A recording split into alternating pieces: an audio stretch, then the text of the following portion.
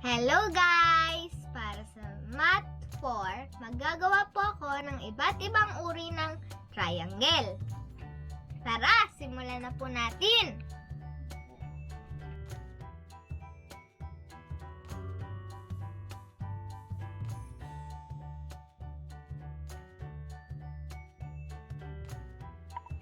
Hello guys! Ito po ang mga shapes.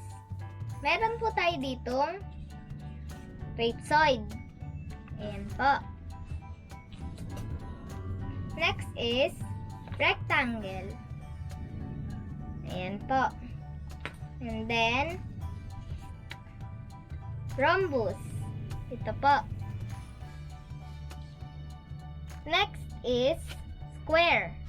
Ayan po. Meron po tayo ditong Equilateral. Meron din po tayo dito Isoscles.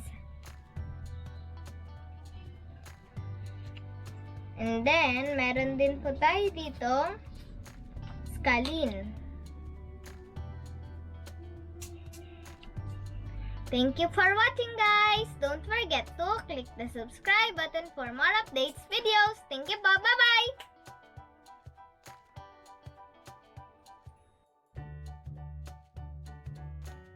Meron din po tayo dito Equilateral.